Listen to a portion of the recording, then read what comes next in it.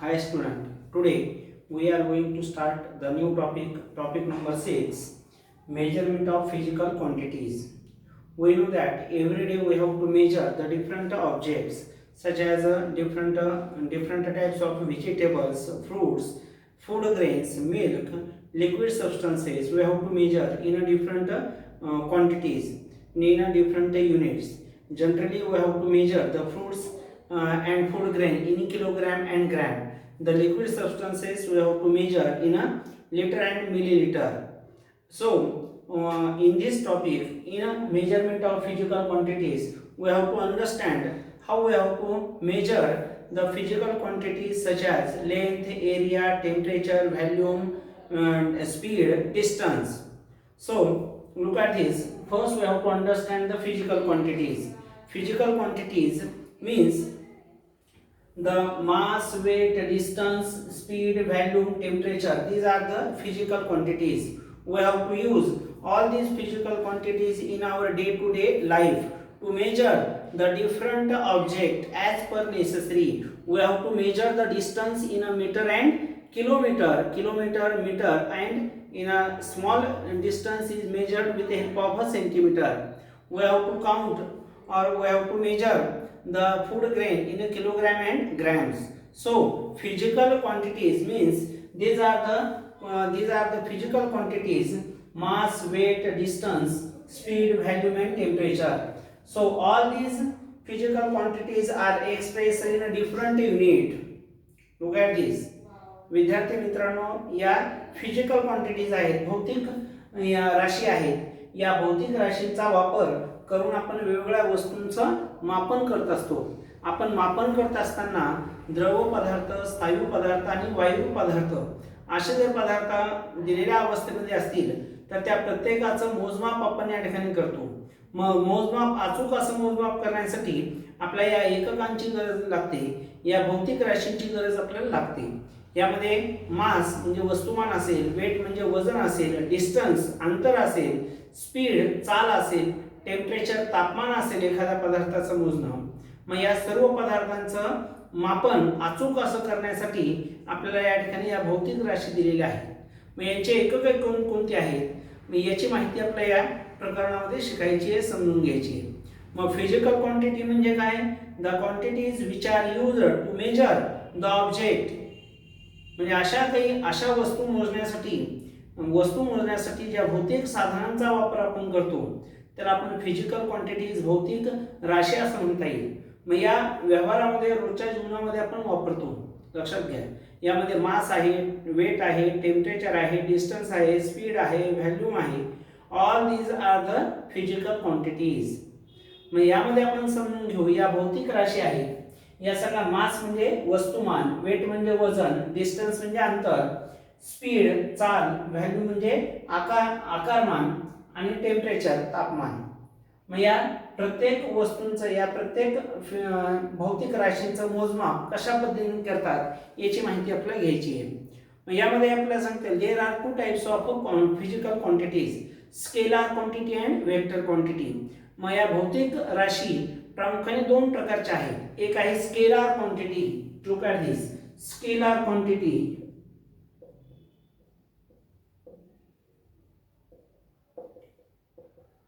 Scalar quantities, आदिश राशी.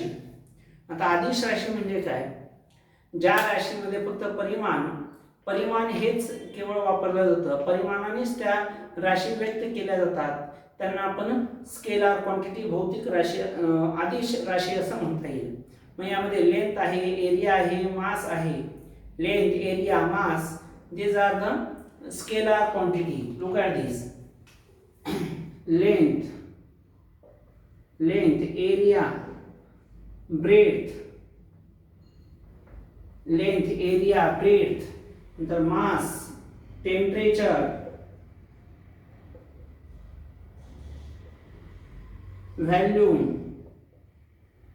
these are the scalar quantity. मग स्केलार क्वांटिटी म्हणजे काय? आदिश राशी. आदिश राशी म्हणजे काय? The quantities which can be explained with help of magnitude only. the quantity which can expressed with help of magnitude only is called as a scalar quantity. ज्या राशी फक्त केवळ परिमाणाने व्यक्त केल्या जातात, परिमाणाने व्यक्त करणाऱ्या राशींना आपण अदिश राशी असं म्हणता येईल. मग यामध्ये स्केलर क्वांटिटी अदिश राशी आहे लेंथ. यामध्ये फक्त परिमाण आपल्याला माहिती आहे. लेंथ लांबी कशामध्ये मोजतात? मीटर, सेंटीमीटर, किलोमीटर मध्ये. लक्षात घ्या. एरिया क्षेत्रफळ स्क्वेअर सेंटीमीटर, स्क्वेअर मीटर मध्ये.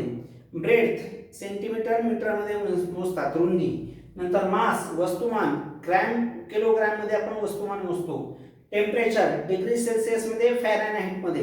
डिग्री सेल्सिअस मध्ये आपण तापमान मोजतो. आणि व्हॉल्यूम आकारमान क्यूबिक सेंटीमीटर, क्यूबिक मीटर मध्ये आपण मोजतो. मग या सगळ्या ज्या भौतिक राशी आहेत या फक्त परिमाणाने व्यक्त केल्या जातात. The quantities which can express with only magnitude. Magnitude म्हणजे परिमाण. परिमाण the quantities which can express with only magnitude. Only magnitude. So this quantity is called as a scalar quantity. या सगळ्या क्वांटिटी आपल्याला फक्त मॅग्निट्यूडने व्यक्त केल्या जातात म्हणून याला स्केलर क्वांटिटी असं म्हणता येईल. मग स्केलर क्वांटिटी कोणत्या सांगता येईल? Length, area, breadth, volume, density, mass, temperature. these are the scalar quantity which can be expressed with help of magnitude only. नंतर आहे वेक्टर क्वांटिटी. पुढचा आहे point vector quantity. Vector quantity याचा अर्थ आहे सदिश राशी. The quantities which expressed with help of magnitude and direction. Magnitude and direction. Look at this. The magnitude and direction is important in a quantity is called as a vector quantity. सदिश राशी या magnitude आणि direction हे दोन्हीने व्यक्त केल्या जातात.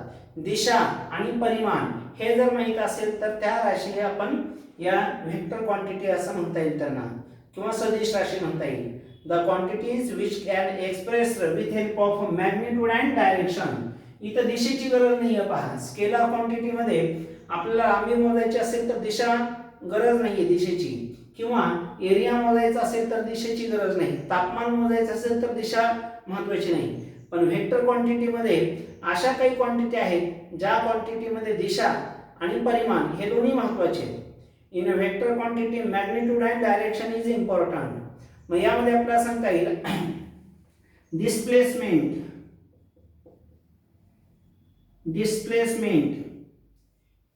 Speed these are the vector quantity. आपला विस्थापन आपलं होत असेल, चाल एखाद्या दोन वस्तूमधले स्पीड आपल्याला काउंट करायची असेल तरी त्यासाठी आपल्याला दिशेची गरज आहे. समजा आपण आपल्या शाळेपासून घरी जात आहात. लक्षात घ्या. मग घर तुमचं पूर्वेला आहे का पश्चिमेला का दक्षिणेला का ही दिशा तुम्हाला माहित असणं आवश्यक आहे. आणि किती मीटर आपण जात आहोत हे पण माहिती आपल्याला त्या ठिकाणी देणं आवश्यक असतं. म्हणजे वेक्टर क्वांटिटी मध्ये दोन महत्त्वाचे मुद्दे आहेत. Magnitude and direction is necessary in a vector quantity.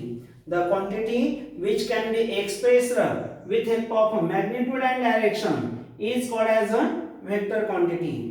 For example, displacement and speed, these are the vector quantity.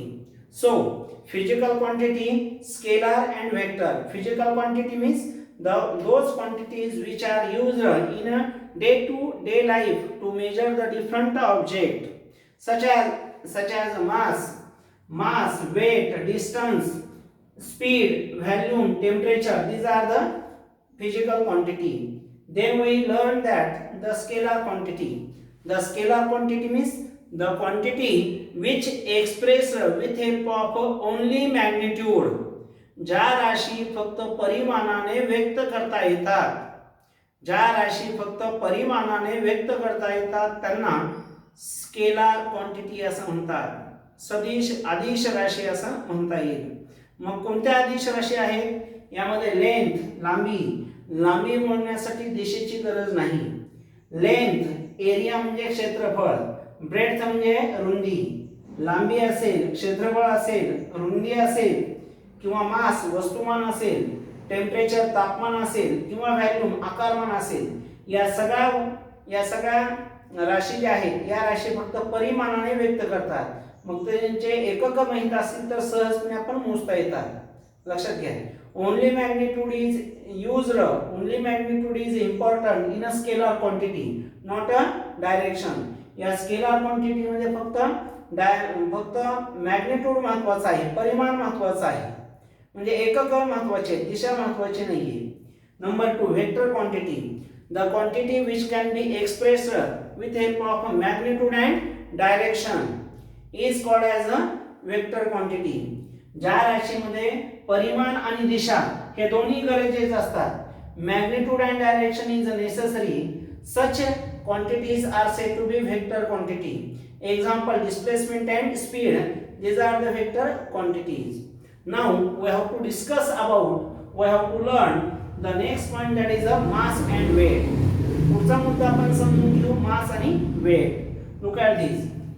हे समजलं असेल तुम्हाला. स्केलर क्वांटिटी आणि वेक्टर क्वांटिटी. स्केलर क्वांटिटी मध्ये अदिश राशी, वेक्टर क्वांटिटी मध्ये सदिश राशी. काय फरक आहे?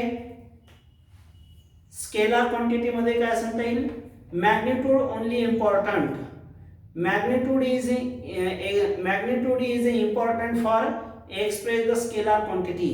स्केलर क्वांटिटी एक्सप्रेस करण्यासाठी, व्यक्त करण्यासाठी फक्त परिमाणाची गरज असते. Magnitude is necessary. Length, area, breadth, temperature, density, mass, all these are the scalar quantity. Number 2, vector quantity. Vector quantity म्हणजे सदिश राशी. मग यामध्ये the quantity which can be expressed with magnitude and direction is called as a vector quantity. Displacement and speed, these are the vector quantities. Now we have to discuss about or learn about the mass and weight. Look at this, mass and weight. आता आपण समजून घेऊ. मास म्हणजे वस्तुमान आणि दुसरा आहे weight. Weight म्हणजे वजन. पहा, मास, मास या शब्दाचा अर्थ वस्तुमान. The amount of matter present in a substance is called as a mass. एखाद्या वस्तूमध्ये असलेला द्रव्य संचय त्यालाच आपण या ठिकाणी मास असं म्हणता येईल. The amount of matter present in a substance is called as a mass. Mass does not change from place to place on the earth. पृथ्वीवर कुठं जरी गेला तरी मास कधीच बदलत नाही, वस्तुमानामध्ये कधीच बदल होत नाही. Number 3, mass can be expressed in a gram and kilogram. these are the units of a mass. मास म्हणजे वस्तुमान व्यक्त करण्यासाठी वस्तुमानाचे एकके आहेत किलोग्राम आणि ग्राम. मग यामध्ये आपल्याला सांगता येईल, मास of a human body is the same on the earth. Everywhere we have to go, the mass of a human body is the same everywhere. आपल्या पृथ्वी तलावर आपण कुठे जरी गेलो तरी आपल्या शरीराचे जे मास आहे, वस्तुमान आहे, हे मात्र सेम असणार आहे, सारखंच असणार आहे. मग मास याचे डेफिनेशन काय सांगता येईल? The amount of matter, the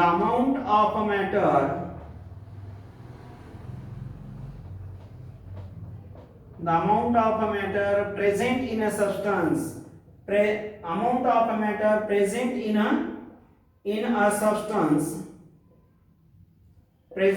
a substance is called mass. एखाद्या वस्तूमध्ये असलेला द्रव्य संचय, एखाद्या वस्तूमध्ये असलेल्या द्रव्य संचयालाच आपण मास, वस्तुमान असं म्हणता येईल. Number 2, mass does not change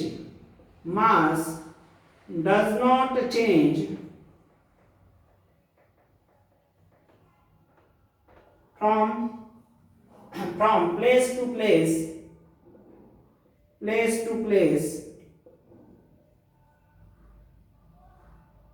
place on earth. Everywhere mass is the same. Everywhere on the अर्थ मास इज द सेम. पृथ्वीवर कुठे जरी आपण गेला, प्रत्येक जागा जरी आपण बदलली, पृथ्वीवर वेगवेगळ्या प्रदेशामध्ये जरी गेला तरी या ठिकाणी मास मध्ये बदल होत नाही, वस्तुमानामध्ये बदल होत नाही. Number 3, gram and kilogram. Gram and kilogram, these are the units of mass. या वस्तुमान कशामध्ये मोजलं जातं, तर ग्राम आणि किलोग्राम मध्ये वस्तुमान मोजलं जातं. मास is the same on everywhere on the earth. पृथ्वीच्या सर्वत्र, पृथ्वीवर कुठे जरी आपण गेलो तरी मास हे सेम आहे. मग मास संदर्भात काय सांगता येईल, मास म्हणजे वस्तुमान. वस्तुमान म्हणजे काय, the amount of matter present in a substance is called as a mass. Mass does not change from place to place on the earth. पृथ्वीवर कुठे जरी गेला तरी वस्तुमानामध्ये फरक पडत नाही. Third, gram and kilogram are the units of measurement of mass. वस्तुमान मोजण्यासाठी ग्राम आणि किलोग्राम हे एकके वापरले जातात. The mass of a human body does not change on every place on every anywhere on the earth. आपल्या पृथ्वीजवळ कुठे जरी आपण गेलो तरी आपल्या शरीराचं मास हे बदलत नाही. मग आपल्या शरीराचं मास आणि वेट, आपण वेट या ठिकाणी म्हणतो. मग वेट म्हणजे काय, तर वेट या शब्दाचा अर्थ वजन. मग वजन म्हणजे काय ही संकल्पना आपण समजून घेऊ. मास हे समजलंय, मास म्हणजे वस्तुमान. The amount of a matter present in a substance is called as a mass.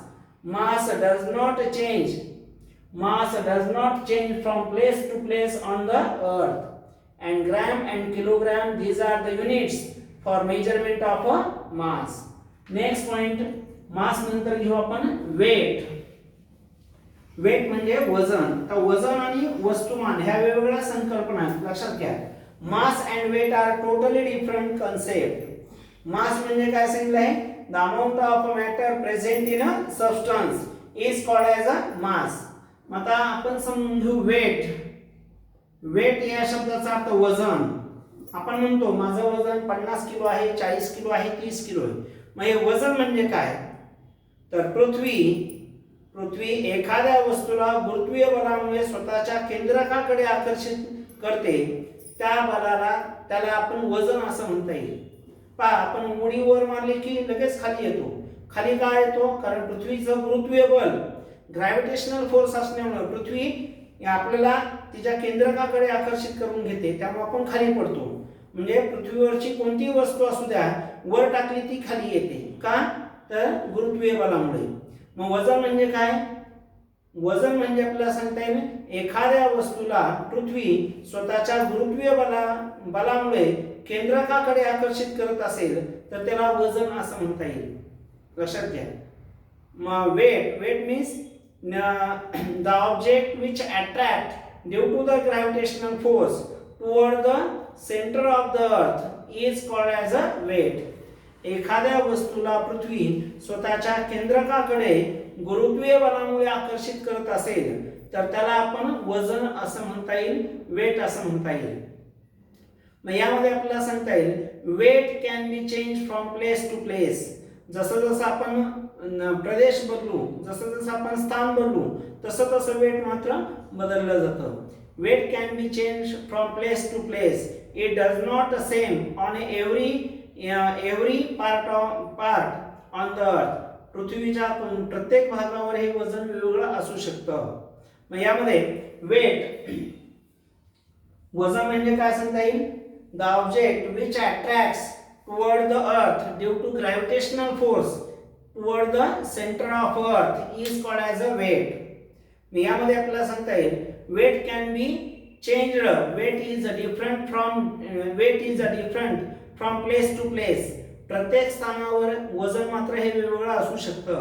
For example, the weight of a human body on earth and on the moon is totally different, but mass is the same on earth and on the moon.